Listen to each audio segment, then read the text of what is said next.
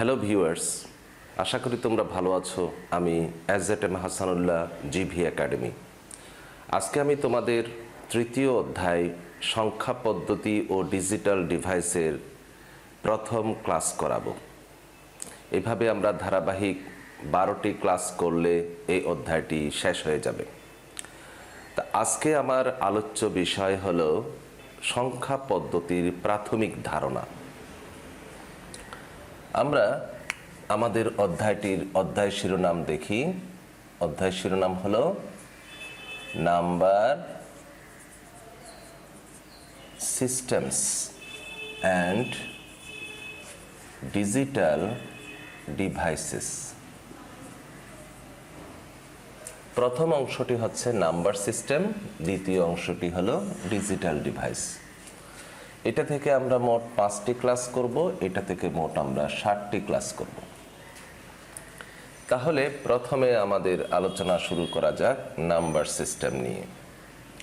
Number সিস্টেমের এখানে প্রথমে নাম্বার নিয়ে একটু আলোচনা করি।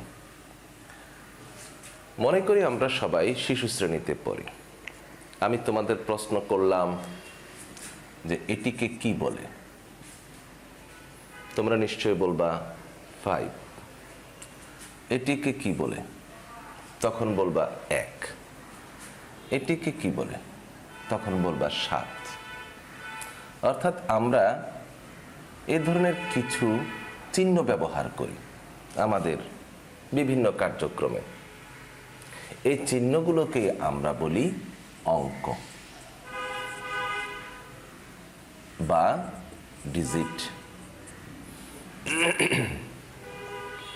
এই চিহ্নগুলোকে, এটা একটা ডিজিট, এটা একটা ডিজিট, এটা একটা ডিজিট। আর যখন এই ডিজিটগুলো দিয়ে আমি কোনো পরিমাণ প্রকাশ করি তখন সেটা হয়ে যায় সংখ্যা। যেমন আমি বললাম, আমি একটা স্টুডেন্টকে বললাম তুমি দোকান থেকে 5টি কলম নিয়ে আসো। তখন আমি বললাম 5টি পরিমাণ। তখন আমি পরিমাণটা প্রকাশ করতে গিয়ে এই চিহ্নটা ব্যবহার করেছি। তখন এই চিহ্নটিকে আমি বলবো সংখ্যা। আর এই সংখ্যা প্রকাশ করতে গিয়ে আমি একটি অঙ্ক ব্যবহার করেছি। আবার আরেকজনকে আমি বললাম 25 শিট কাগজ নিয়ে আসো, 25 শিট পেপার। তখন সেটাও একটা সংখ্যা। অর্থাৎ সংখ্যা প্রকাশ করতে গেলে, সংখ্যা তৈরি করতে গেলে আমরা এক বা একাধিক অঙ্ক ব্যবহার করি। তাহলে এটাও একটা সংখ্যা, এটাও একটা সংখ্যা। একটা অঙ্ক নিয়েও সংখ্যা হয়, একাধিক অঙ্ক নিয়েও সংখ্যা হয়। আচ্ছা, তাহলে আমরা এটা বুঝতে পেরেছি। তাহলে অঙ্ক কাকে বলে? সংখ্যার চিহ্নিত রূপকে বলে অঙ্ক। আর তাহলে সংখ্যা কাকে বলে? যা দ্বারা পরিমাণ প্রকাশ পায়। যখন এটা পরিমাণ প্রকাশ করবে, কত পরিমাণ, তখন সেটাকে আমরা বলবো সংখ্যা। এক বা একাধিক অঙ্ক দ্বারা সংখ্যা গঠিত হয়। তাহলে আশা করি আমরা সংখ্যা এবং অঙ্ক বিষয়টা বুঝতে পারলাম। তা আমি এটাকে বলছি 25। এভাবে আমি যদি এখানে 125 লিখি, এটাকে আমরা কি বলি? 125। আবার যদি আমি এই তিনটিকে একটু স্থানটা পরিবর্তন করে দিলাম, এখন এটাকে কি বলি? 215। আবার আমি স্থানগুলোকে পরিবর্তন করে দিলাম, 5কে এদিকে আনলাম, 1কে এখানে রাখলাম, 2কে এদিকে নিয়ে গেলাম। এখন এটাকে আমরা কি বলি? 512। তাহলে এটা হচ্ছে আমাদের বর্তমান প্রচলিত ধারণা। আগেকার সময় এইভাবে এই ধরনের কোনো চিহ্ন ছিল না, এরকম কোনো পদ্ধতিও ছিল না। এখানে আমি এটা 512 বলার পিছনে কারণ হলো এটার মান 2, এটা 10, এটা 500, সবগুলো যোগ করলে 512 হয়।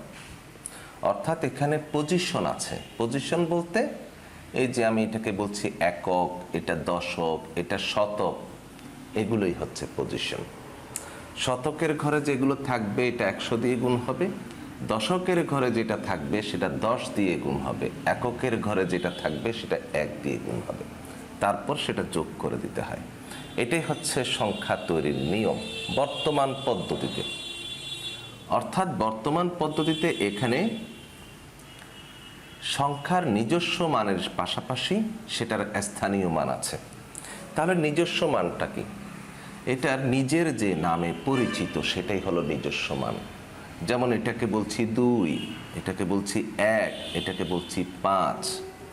আবার এটার স্থানীয় মান হচ্ছে ওই একক দশক শতক হিসেবে এটা হচ্ছে 2, এটা হচ্ছে 10, এটা হচ্ছে 500।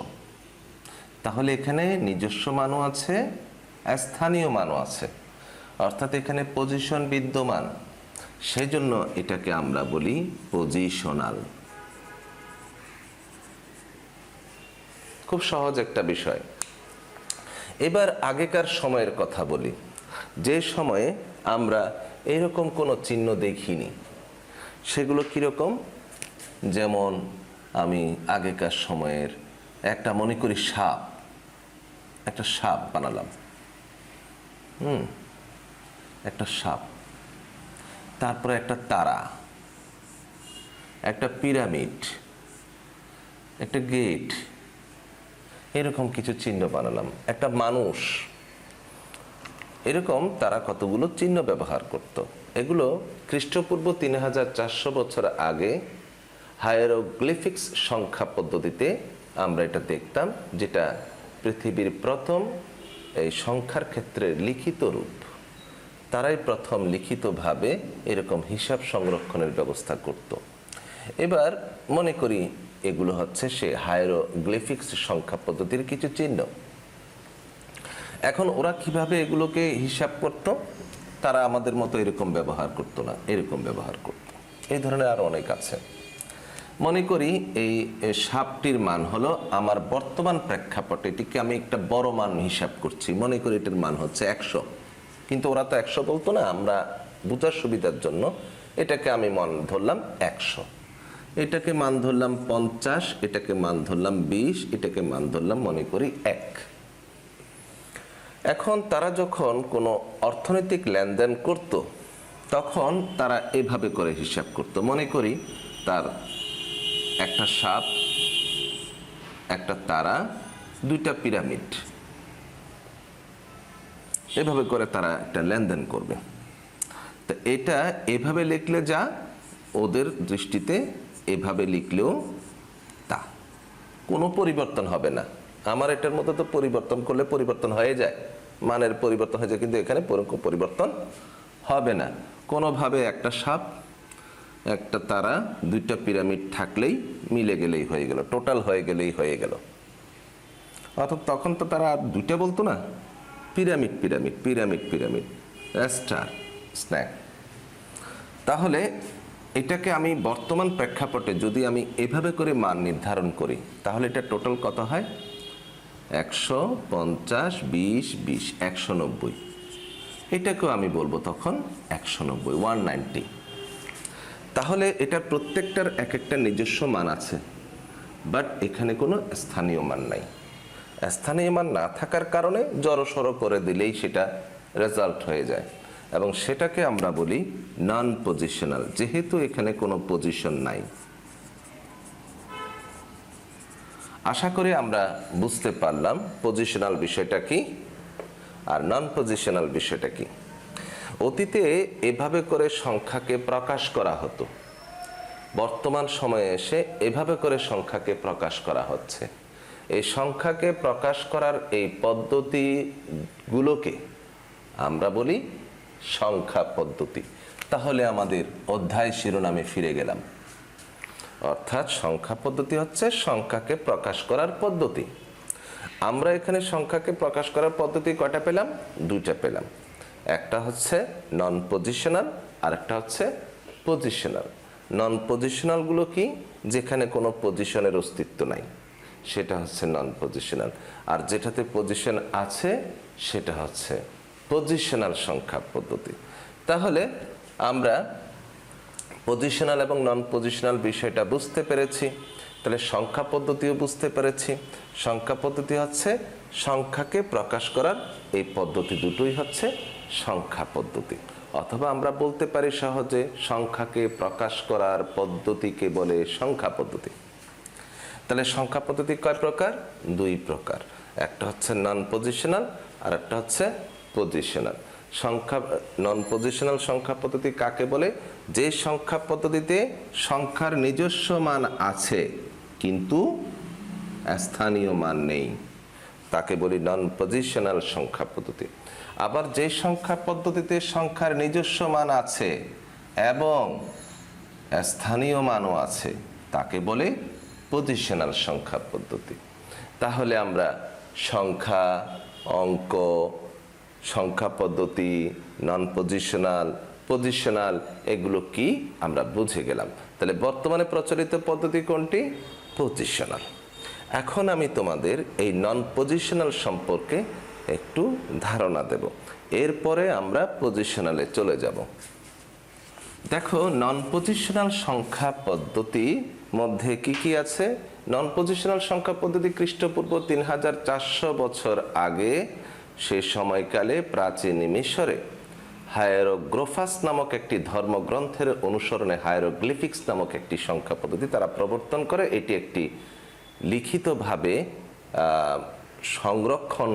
হিসাব সংরক্ষণ পদ্ধতি হিসেবে, গণনার পদ্ধতি হিসেবে তারা ব্যবহার করত। এরপরে তোমার ব্যাবিলিয়ন সভ্যতা, মায়া সভ্যতার সময়কালে মেয়ান সংখ্যা পদ্ধতি তারা প্রবর্তন করে। এরপরে রোমানরা সংখ্যা পদ্ধতি প্রবর্তন করে। এগুলো সবগুলোই ছিল নন পজিশনাল। এরপরে জিরো উদ্ভাবন করা হয় 3 অব্দে ভারতের, আমরা পিঙ্গালা নাম বলে থাকি, পিঙ্গালা। এর পরবর্তীতে 10 ভিত্তিক আর্যভট্ট, তিনিও ভারতবর্ষের, তিনি উদ্ভাবন করেন। পরবর্তী পর্যায়ে এগুলো ছিল 10 ভিত্তিক যেগুলো ছিল ওগুলো ছিল পজিশনাল। তারপরে পরবর্তী পর্যায়ে আল খোয়ারিজমি, পারস্যের গণিতজ্ঞ আল খোয়ারিজমি, তিনি ভারতবর্ষের এই অঞ্চলে এসে এই 10 ভিত্তিক সংখ্যা পদ্ধতি প্রবর্তন করেন, যেটাকে আমরা ডেসিমাল সংখ্যা পদ্ধতি বলি। এটা কিন্তু ছিল পজিশনাল, যেটা আমরা এখনো ব্যবহার করছি। তাহলে আমরা খ্রিস্টপূর্বের সময়কালগুলোতে যে সংখ্যা পদ্ধতির কথা বললাম এগুলো সবগুলোই ছিল নন পজিশনাল। তাহলে নন পজিশনালের মধ্যে কি কি ছিল? একটিকে আমরা প্রথমটি বলতে পারি হায়েরোগ্লিফিক্স, HIEROGLIFICS, হায়েরোগ্লিফিক্স। আরেকটি হচ্ছে মেয়ান এবং আরেকটি হচ্ছে রোমান। এগুলো সবগুলোই হচ্ছে নন পজিশনাল সংখ্যা পদ্ধতি। তাহলে আমরা তাহলে এখন জেনে নিই সংখ্যা আবিষ্কারের ইতিহাস। সংখ্যা আবিষ্কারের ইতিহাস। খ্রিস্টপূর্ব ৩৪০০ সালে মিশরে হায়েরোগ্লিফিক্স চিহ্ন বা সংখ্যা পদ্ধতি ব্যবহারের মাধ্যমে সর্বপ্রথম গণনার কাজে লিখিত সংখ্যা বা চিহ্নের প্রচলন শুরু হয়। পবিত্র ধর্মগ্রন্থ হায়েরোগ্লিফাস থেকে এসেছে হায়েরোগ্লিফিক্স। হায়েরোগ্লিফাসকে আমরা আবার হায়েরোগ্লিফোসও বলে থাকি। এরপর শুরু হয় মেয়ান সংখ্যা পদ্ধতি। এরপর রোমানরা তাদের নিজস্ব বর্ণমালা ব্যবহার করে রোমান সংখ্যা পদ্ধতি চালু করেন। এরপর ভারতবর্ষে পারস্য মুসলিম গণিতবিদ আল খোয়ারিজমি 10 ভিত্তিক সংখ্যা প্রকাশের কৌশল ও গণনা প্রবর্তন করেন। পরবর্তীতে তা আরব থেকে ইউরোপে প্রবেশ করে। এই পদ্ধতিকে হিন্দু আরবীয় সংখ্যা পদ্ধতিও বলা হয়। এবার দেখি এগুলোর আরেকটু বিস্তারিত বিষয়। প্রাচীন ভারতীয় গণিতবিদ পিঙ্গালা শূন্য আবিষ্কারের মাধ্যমে খ্রিস্টপূর্ব 3য় শতাব্দীতে প্রথম বাইনারি সংখ্যা পদ্ধতির ধারণা দেন। সপ্তদশ শতাব্দীতে গোটফ্রেড লেবনিজ বাইনারি সংখ্যা পদ্ধতি 0 এবং 1 এর ধারণা দেন। দার্শনিক অ্যারিস্টটল সর্বপ্রথম অসীম বা ইনফিনিটি এর সংকেত প্রচলন করেন। প্রখ্যাত ইংরেজ গণিতবিদ জর্জ বুলি 1854 সালে সত্য এবং মিথ্যা এই দুটি যুক্তি বা লজিকের উপর ভিত্তি করে বুলীয় বীজগণিত রচনা করেন। বাইনারি সংখ্যা পদ্ধতি আবিষ্কৃত হওয়ার পর বুলীয় বীজগণিতের সত্য এবং মিথ্যাকে বাইনারি 0 এবং 1 দিয়ে পরিবর্তন করার মাধ্যমে কম্পিউটারে অঙ্ক কষার সমস্ত গাণিতিক সমস্যা সমাধান করা সম্ভব হয়। ডিজিটাল ইলেকট্রনিক্স যন্ত্রপাতির লজিক গেটে এই সংখ্যা পদ্ধতির ব্যাপক প্রয়োগ রয়েছে। তাছাড়া সকল আধুনিক কম্পিউটারে বাইনারি সংখ্যা পদ্ধতি ব্যবহার করা হয়। তাহলে আমরা সংখ্যা আবিষ্কারের ইতিহাস সম্পর্কে জানলাম। এখন আমরা আবার আমাদের এই আলোচনায় ফিরে আসলাম। তাহলে নন পজিশনাল সংখ্যা পদ্ধতি হচ্ছে এগুলো: হায়ারোগ্লিফিক্স, তারপর হচ্ছে মেয়ান, তারপর রোমান। এই রোমানের মধ্যে এটা আমরা এখনো ব্যবহার করছি। যেমন রোমানরা 12কে বলে এই হচ্ছে 12, 11কে বলে এটা, কিন্তু আবার এটাকে বলে 9, এটাকে বলে 10। তাহলে এখানে একটা সুন্দর একটা পদ্ধতি আসলো না, যেটা এর আগেরগুলোতে ছিল না, এবং এটা আমরা এখনো ব্যবহার করছি, রোমান পদ্ধতি। অর্থাৎ তাহলে বর্তমানে প্রচলিত নন পজিশনাল সংখ্যা পদ্ধতি কোনটি? এটা হচ্ছে রোমান।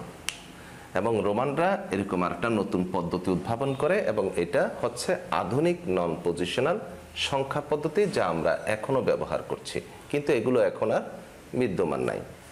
তাহলে এবার আমরা নন পজিশনাল সম্পর্কে জানলাম এতক্ষণ। এখন আমি জানবো পজিশনাল সংখ্যা পদ্ধতি সম্পর্কে। পজিশনাল সংখ্যা পদ্ধতির বিষয়টা কি? আমরা আগে বলেছি আল-খোয়ারিজমি পারস্যের গণিতজ্ঞ, যার উদ্ভাবিত সংখ্যা পদ্ধতি হচ্ছে ডেসিমাল সংখ্যা পদ্ধতি। তিনি সেটাকে উন্নয়ন করেন এবং পদ্ধতিগুলো সম্পর্কে বাতলে দেন। আচ্ছা, এই সংখ্যা পদ্ধতি আমরা এখনো ব্যবহার করছি 10 ভিত্তিক। সেটা হচ্ছে ডেসিমাল। 10 ভিত্তিক বলতে আমরা ডেসিমালকেই বুঝি, এটা আমরা ব্যবহার করি। এছাড়া আরও কিছু সংখ্যা পদ্ধতি আছে, সেগুলো সবই হচ্ছে পজিশনাল সংখ্যা পদ্ধতি। কি কি তাহলে পজিশনাল সংখ্যা পদ্ধতি কি কি আছে?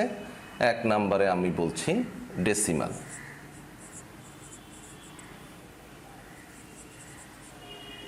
2 নম্বরে হচ্ছে আমরা আমাদের বুঝার ধারাবাহিকতায় লিখছি বাইনারি। 3 নম্বরে হলো অক্টাল। 4 নম্বরে হলো হেক্সা ডেসিমাল।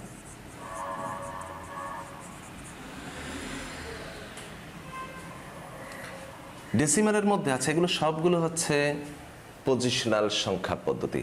তাহলে আমরা সাধারণ প্রেক্ষাপটে পজিশনাল সংখ্যা পদ্ধতিকে প্রধানত 4টি ভাগে ভাগ করতে পারি। আরও আছে, তবে এগুলো হচ্ছে প্রধানত আমরা এগুলোকেই বর্তমানে বিবেচনা করি। তো ডেসিমাল সংখ্যা পদ্ধতির মধ্যে আছে 0, 1, 2, 3, 4, 5, 6, 7, 8 এবং 9। মোট এখানে গুণে দেখো মোট 10টা আছে, অর্থাৎ এটার মোট পরিমাণ হচ্ছে 10টা। আর এখানে আছে শুধু 2টা, একটা 0 এবং একটা 1, মোট 2টা। আর এখানে আছে অক্টালে 8টি, 0, 1, 2, 3, 4, 5, 6 and 7, মোট হচ্ছে কয়টি? 8টি। হেক্সাডেসিমাল আছে 16টি। আগে আমরা হেক্সাডেসিমাল, ডেসিমালের পরিমাণগুলো আগে লিখে নিই। 0, 1, 2, 3, 4, 5, 6, 7, 8, 9। 9-এর পরে এখানে হিসাব হবে ইংরেজি বর্ণমালার ক্যাপিটাল লেটারের এ, বি, সি, ডি, ই এবং এফ। আমরা এই একে বলি আমাদের ডেসিমাল পদ্ধতিতে 10, কিন্তু হেক্সাতে হচ্ছে 1। আর বি কে বলি 11, সি কে বলি 12, ডি কে বলি 13, ই কে বলি 14, এফ কে বলি 15। এগুলো সবই হচ্ছে ডেসিমাল মান। আর হেক্সা মান হচ্ছে এটা। হেক্সাতে কখনো এগুলো হবে না, এগুলো হচ্ছে হেক্সার ডেসিমাল মান আমাদের বোঝার জন্য। তাহলে আমরা এটা আশা করি বুঝতে পেরেছি। আচ্ছা, এখানে মোট কয়টা আছে? এখানে মোট 16টা আছে। তাহলে এইগুলোকে আমরা কি বলি? সংখ্যা বলি না অঙ্ক বলি? এগুলো সবগুলো হচ্ছে অঙ্ক। এই অঙ্কগুলো দ্বারা আমরা সংখ্যা তৈরি করি। এখানে 10টা অঙ্ক, এখানে 2টা, এখানে 8টা, এখানে 16টা। এই অঙ্কগুলোর সমষ্টিকে আমরা বলি বেস।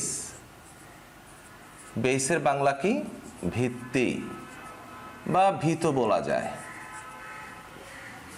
অর্থাৎ যার উপর ভিত্তি করে এই ডেসিমাল সংখ্যা পদ্ধতি প্রতিষ্ঠিত, সেটা হচ্ছে ডেসিমালের বেস। এভাবে প্রত্যেকটাতে পরিমাণ বলে দেওয়া হয়েছে, এই পরিমাণটাকে আমরা বলি বেস। এগুলো সবগুলো হচ্ছে অঙ্কের পরিমাণ। তাহলে বেস কাকে বলে? একটি সংখ্যা পদ্ধতিতে যতগুলো অঙ্ক ব্যবহৃত হয় তার সমষ্টিকে বেস বলে। তাহলে আমরা এইটুকু বুঝতে পারলাম। এবার আমি এগুলো সম্পর্কে একটু সংক্ষেপ ধারণা দিই। প্রথমে আসি ডেসিমাল। ডেসিমাল সংখ্যা পদ্ধতি একটু আগে বলেছি, আল খোয়ারাজমি একজন পারস্যের গণিতজ্ঞ এটি উদ্ভাবন করেন, যেটি 10 ভিত্তিক সংখ্যা পদ্ধতি, যেটা আমরা ব্যবহার করি, আমরা মানুষরা ব্যবহার করি। তাহলে এখানে ইন্ডিকেট করলাম এটা হচ্ছে আমাদের।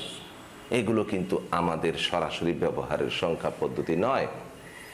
বাইনারি, এটা উদ্ভাবন হিসাবে অনেক মতদ্বৈন্যতা আছে। যেমন আমরা প্রথম জিরো-এর উদ্ভাবক হিসেবে জানি পিঙ্গালাকে, ভারতের পিঙ্গালা। এরপরে এটিকে আরেকটু উন্নত রূপ দেন গোটফ্রেড লেবনিজ। সর্বশেষ 0 এবং 1কে প্রতিষ্ঠিত করেন জর্জ বুলি, যিনি বিদ্যুতের উপস্থিতি এবং অনুপস্থিতির উপর এই 0 এবং 1 অর্থাৎ অফ এবং অনের উপর তিনি একটি বই রচনা করেন, বুলিয়ান, যে বইটির নাম ছিল ম্যাথমেটিক্স অফ লজিক। পরে সেটাকে আমরা বুলিয়ান অ্যালজেব্রা হিসেবে সেটাকে প্রতিষ্ঠিত করি। তার উদ্ভাবিত অফ এবং অনের এই পদ্ধতিটাই হলো 0 এবং 1।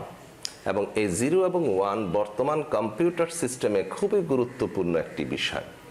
বিদ্যুতের উপস্থিতি এবং অনুপস্থিতি এই দুটোর মাধ্যমে সে সমস্ত কার্যক্রম সম্পাদন করে থাকে। এবং তার সহযোগী হিসেবে আছে অক্টাল এবং হেক্সাডেসিমাল, অর্থাৎ বাইনারির মাধ্যমে অক্টাল এবং হেক্সাটি পরিচালিত হয়।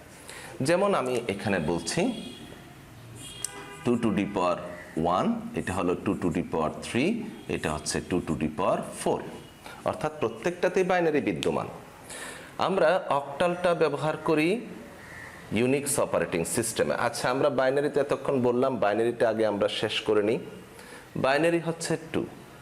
এই 2 মানে হচ্ছে 0 এবং 1।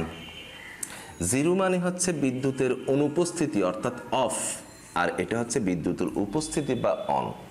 তাহলে আমি বললাম কি, বিদ্যুতের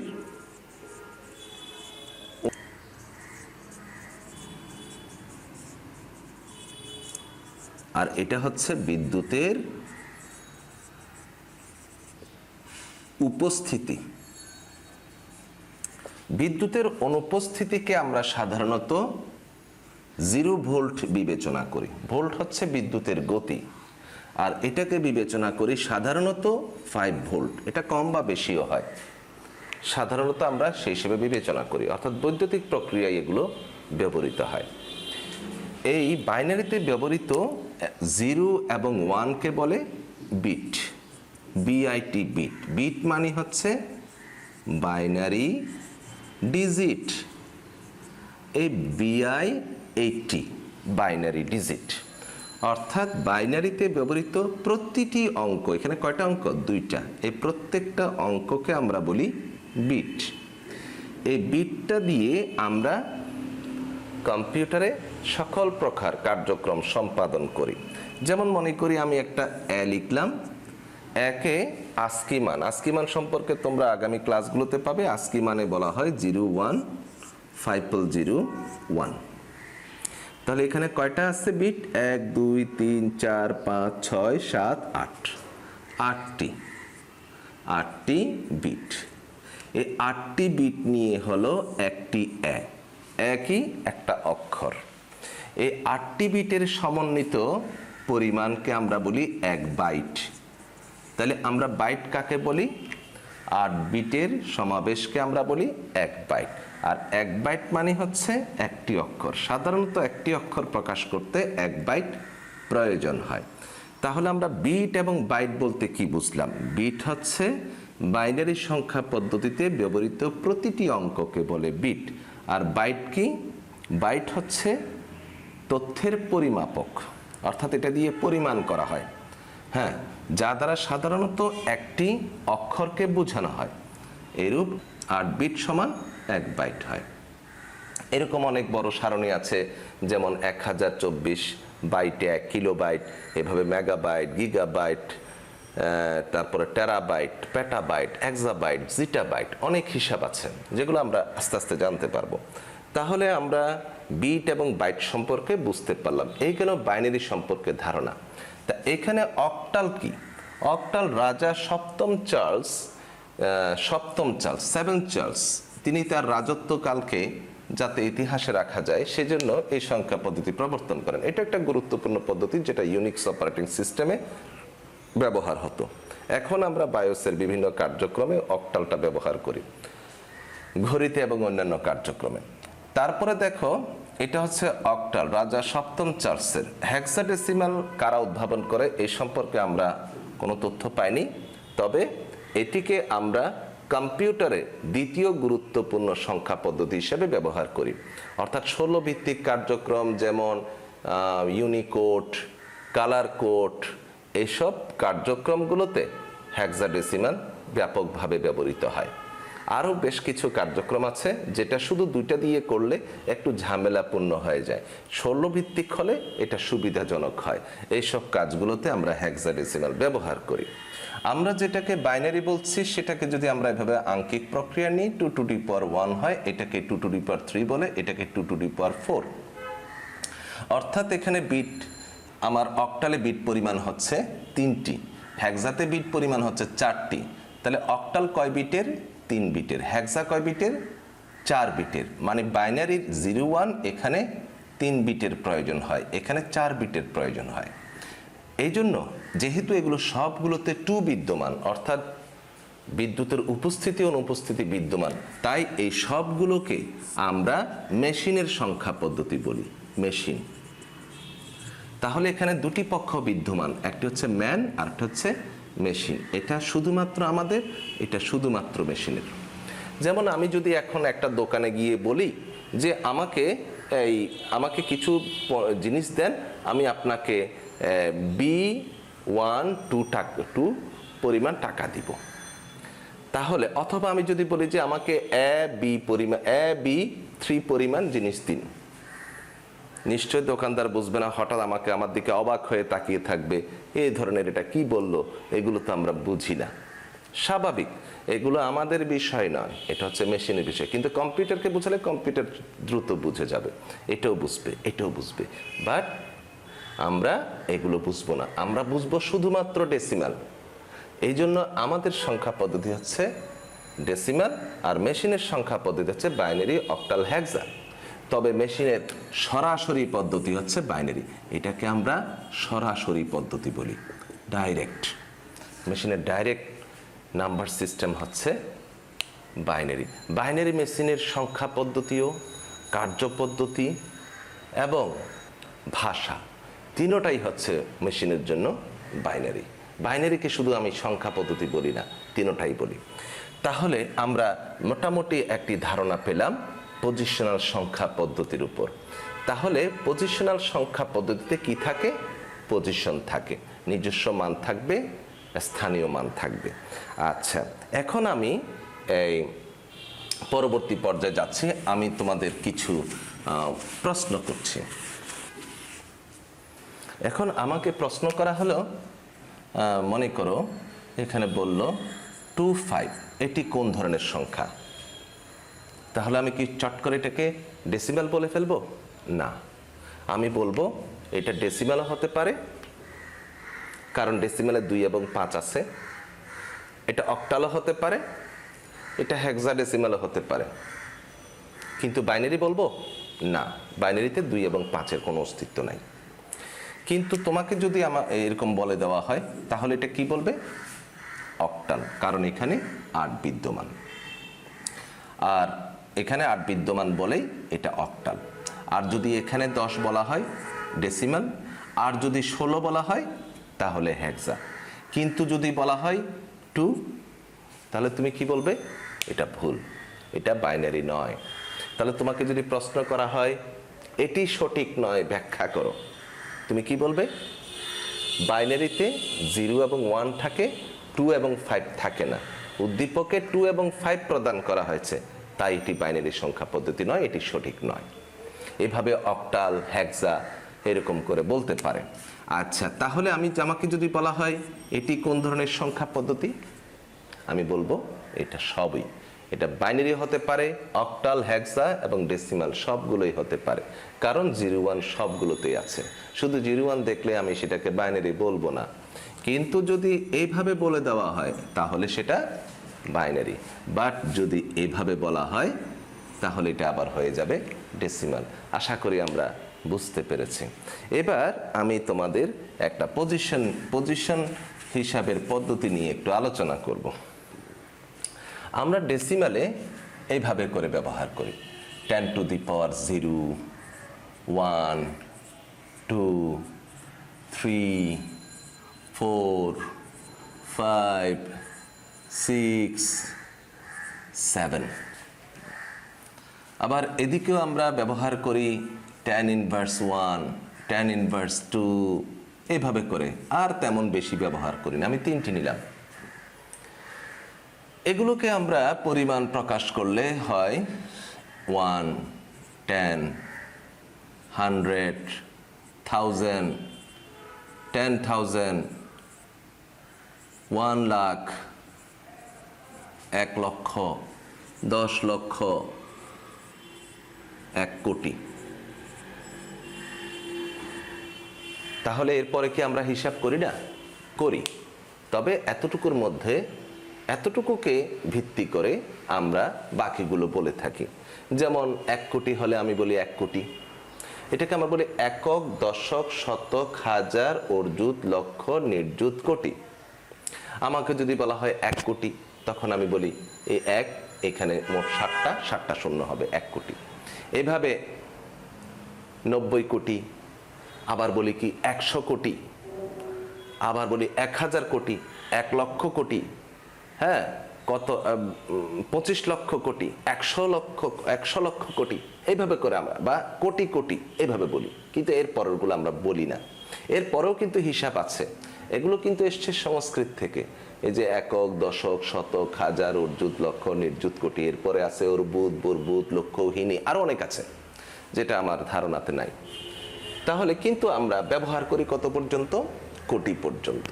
তাহলে এই কোটি পর্যন্ত আমরা এখানে ব্যবহার করছি কয়টা? 1, 2, 3, 4, 5, 6, 7, 8টি। বাইনারিতেও কিন্তু 8টি ব্যবহার হয়, অক্টালও 8টি, হেক্সাতেও 8টি। এটা আমরা আস্তে আস্তে বুঝবো। তাহলে এটা কি? এটা হচ্ছে 0.1, এটা হচ্ছে 0.01, এটা হচ্ছে 0.001। এটা কিভাবে আসলো? এটা আসলো 1/10, 1/10। এটা হচ্ছে যেহেতু 2 to the power 2 মানে 1/100 হয়, 1/100। এটা হচ্ছে 1/1000, 1/1000-এ এটাই পরিমাণ হয়। এই হচ্ছে ডেসিমাল সিস্টেমে। এখন আমি যদি বলি 512, তাহলে 2টার নিজস্ব মান 2, স্থানীয় মান কত? তাও 2। এটার স্থানীয় মান কত? 10। এটার স্থানীয় মান 500, সব মিলে 512। তাহলে এখানে কি কি আছে? নিজস্ব মান 2, নিজস্ব মান 1, নিজস্ব মান 5, স্থানীয় মান 2, স্থানীয় মান 10, স্থানীয় মান 500। আবার এগুলো কি তাহলে? এগুলো হচ্ছে বেস। তাহলে একটা পজিশনাল সংখ্যা পদ্ধতিতে কয়টা উপাদান থাকে? 3টে উপাদান থাকে, নিজস্ব মান, স্থানীয় মান এবং বেস। এই 3টা জিনিস থাকতে হবে, তাহলে সেটা পজিশনাল সংখ্যা পদ্ধতি হবে। তাহলে আমরা পজিশনালটা বুঝতে পেরেছি, এই পজিশন দিয়ে আমি দেখালাম। এখন আমি বাইনারি প্রক্রিয়ায় এটা কেমন হয় সেটা দেখব। আমি করলাম 2 to the power 0, 2 to the power 1, 2 to the power 2, এভাবে করে যেতে থাকবে। 2 to the power 3, 2 to the power 4, 2 to the power 5, 2 to the power 6 and 2 to the power 7। আমি আমার বোঝার সুবিধার জন্য একটা দাগ দিলাম, 2 inverse 1, 2 inverse 2, 2 inverse 3। তাহলে এটা হবে কত 1 2, এটা হবে 4 8 16 32 64 128। আমরা এখানে যেমন একক, দশক, শতক, হাজার, অর্জুত, লক্ষ, নির্জুত, কোটি বলি, বাইনারিতেও আমরা বলবো 1 2 4 8 16 32 64 128, অর্থাৎ এটা এদিক থেকে এদিকে যাবে, এগুলো এদিক থেকে এদিকে যায়। আবার এটা এদিক থেকে এদিকে আসে এবং এটার মান হচ্ছে 0.5 0.25 0.125। কিভাবে হলো? 1/2 2 ইনভার্স 1, 1/4 2 ইনভার্স 2, 2 ইনভার্স 3 1/8। এভাবে 1কে 2 দ্বারা ভাগ করলে এত হয়, 1কে 4 দ্বারা ভাগ করলে 0.25 আর 1কে 8 দ্বারা ভাগ করলে 125 হয়। আশা করি আমরা বুঝতে পারলাম, অর্থাৎ পূর্ণ সংখ্যাগুলো ডান দিক থেকে বাম দিকে যায় আর প্রকৃত সংখ্যাগুলো বাম দিক থেকে ডান দিকে যায়।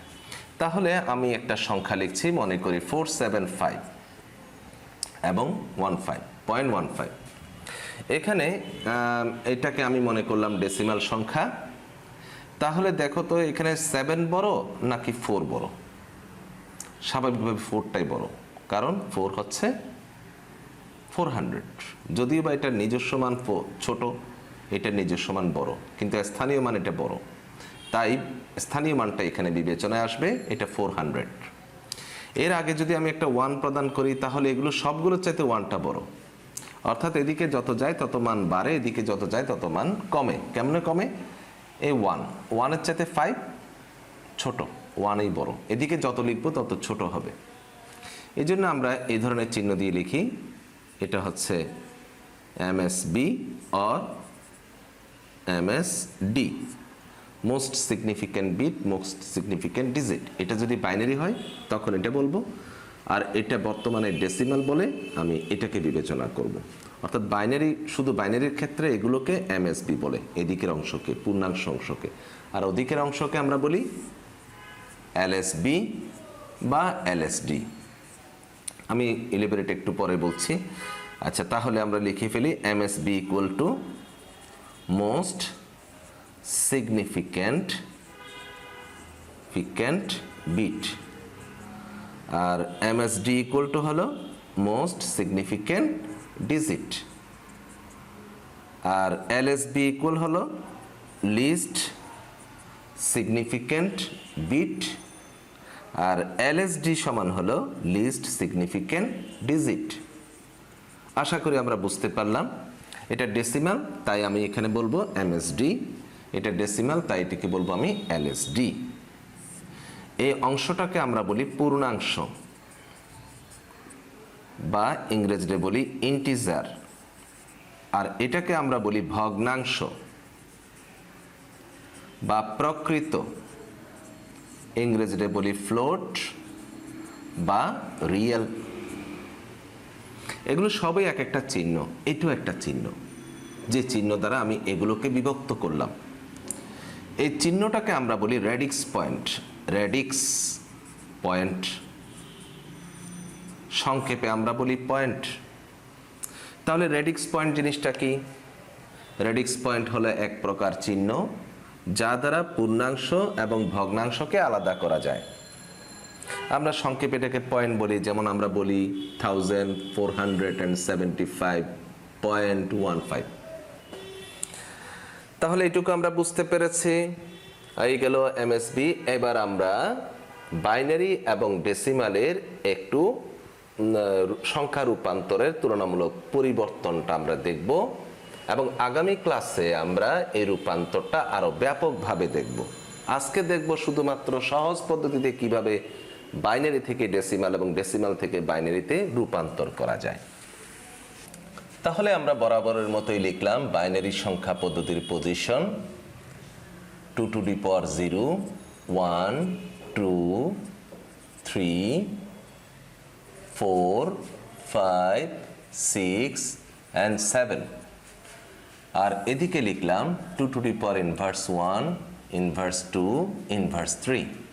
এটার মানে 1, 2, 4, 8, 16, 32, 64, 128। এটা 0.5, এটা 0.25, এটা 0.125। আমরা চাইলে এটা না লিখেও পারি। আমাদের জানাটা পরিষ্কার হলে, বুঝাতে সমস্যা না থাকলে এতটুকু লিখলে আমার হয়ে যায়। অর্থাৎ আমি স্বাভাবিক প্রক্রিয়ায় এটাই জেনে নেব। 1 2 4 8 16 32 64 128 0.5 0.25 0.125। আমি এই ডিভাইডারকে আমি পূর্ণাংশ এবং ভগ্নাংশ একটু ভাগ করে দেখালাম বুঝার সুবিধার জন্য। মনে করি এগুলো এক একটি লাইট। এই লাইট যদি অন থাকে তখন সেটাকে আমি বুঝাবো 1, যদি অফ থাকে সেটাকে বুঝাবো 0। তাহলে আমি এটা অন করে দিলাম, এটা অফ করলাম, এগুলো অফ করলাম, এটা অন করলাম, এটা অন করলাম, এটা অফ করলাম, এটা অফ করলাম, এটা অন করলাম, এটা অফ করলাম। তাহলে এটার পরিমাণটা কত হবে? এই অনকৃত এই মানগুলোকে আমি যোগ করে দেব। তাহলে এটা কত? 32। 32 আর 4 এ 32 প্লাস 4 প্লাস 2 ইকুয়াল 34 5 6 7 8 38। তাহলে এটার মান হবে 38 পয়েন্ট। আর এটাতে কত আছে? 25 লিখে দিলাম। এবং এই মানটাকে আমরা বলি ডেসিমাল মান। কত সহজ! এই মানটাই হলো ডেসিমাল মান। তাহলে আমরা যেটা অন আছে সেটাকেই বিবেচনা করব, আর যেটা অফ সেটাকে বিবেচনা করব না। তাই বলে ওগুলোকে বাদ দেবো না। ওগুলো বাদ দিলে আবার অন্যরকম অঙ্ক হয়ে যাবে। এগুলো রাখতে হবে, মানে এগুলো অফ অবস্থায় থাকবে। আচ্ছা, এখন আমাকে মনে করি আমাকে প্রশ্ন করা হলো এত এর মান কত? 1 1 0 0 1 0.011 এরকম একটা বাইনারি মান দিল। বলল যে এটার মান ডেসিমালে কত হয়। যেহেতু এই মানটা ডেসিমাল হয়ে যায়, তাহলে এই মানটা কত? খুব সহজ বিষয়। আমি রেডিক্স পয়েন্ট এটাকে মনে করেছি, রাখলাম। এবার এখান থেকে হিসাব করলাম কয়টা আছে? 1 2 3 4 5 6। তাহলে এখান থেকে হিসাব করি 1 2 3 4 5 6।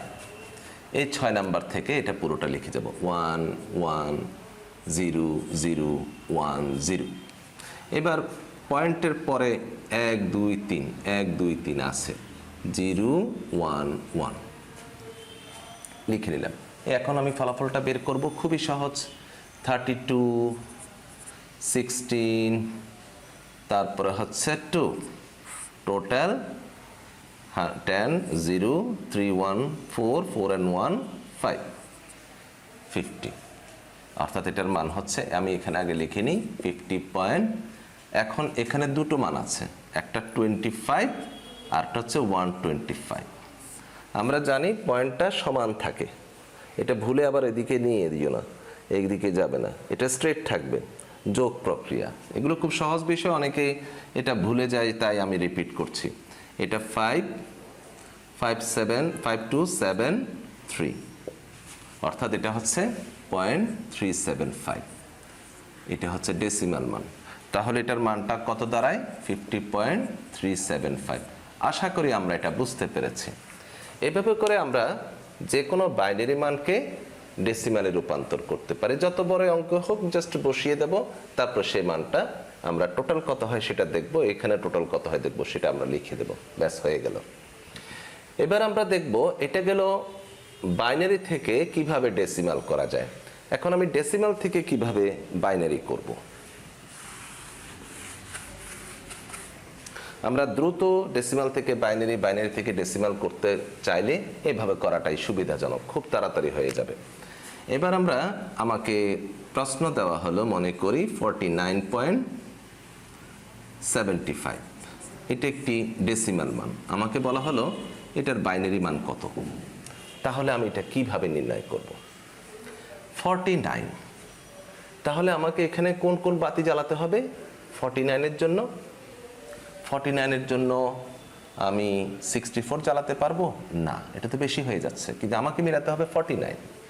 তাই আমি এটার কাছাকাছি যেটা আছে, কাছাকাছি ছোট, খুব ছোট বা খুব বড় না, কাছাকাছি ছোট যেটা, সেটাই আমি নেব। যেমন 49-এর কাছাকাছি ছোট হচ্ছে 32, আমি এটা এই বাতিটা জ্বালিয়ে দিলাম। এবার 49 থেকে আমি 32টা বিয়োগ করে দিলাম, কারণ এটা বাদ জ্বালিয়ে দিয়েছি, এটা বাদ যাবে। তাহলে এটা হলো 7, এটা হলো 17। তো 17-এর জন্য আমি কাছাকাছি ছোট 8 নাকি 16, আমি তাই 16 নিলাম। এটাও বাদ দিয়ে দিলাম, কারণ এতে বাতি জ্বালানো হয়ে গেছে। আর বাতি জ্বালাতে হবে কত? 1। এই 1 জ্বালিয়ে দিলাম, বাকিটা 0 করে দিলাম, ব্যাস হয়ে গেল। এভাবে করে আমরা এই ডেসিমালকে, এই অংশটাকে বাইনারি করে ফেললাম। এবার এটাকে করব 0.75। 0.75 এখানে বিবেচ্য, মূল বিবেচ্য হচ্ছে পয়েন্টের আগে পরেরটা, এটা তো আরও ছোট, তাহলে 7 বিবেচ্য হবে। 7-এর কাছাকাছি ছোট কোনটা? 5 হবে না 2 নাকি 1? নিশ্চয়ই 5। তাহলে এই 5 আমি দাগ দিলাম এবং এখান থেকে আমি 5টাকে বিয়োগ করে দিলাম। আবার তোমরা ভুলে এটা এখানে 5 দিয়ে দিও না, এটা স্ট্রেট থাকবে। তাহলে এটা 5, এটা হচ্ছে 2, আর কত রইল? 0.25। এই 0.25 এখানে আছে, সুতরাং এটা দাগ দিয়ে দিলাম, ব্যাস হয়ে গেল। এটা 0 হয়ে গেল, এটাই 49.75। তাহলে আমি এটার রেজাল্টটা পেলাম কত?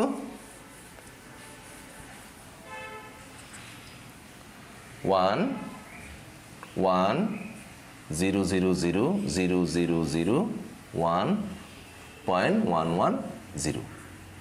এই জিরোটা না দিলেও চলে, কারণ এই ভ্যালুর আমি যতগুলোই জিরো দিই এগুলোর কোনো মূল্য নাই। আবার এদিকে যত জিরো দিই মূল্য নাই, মূল্যহীন।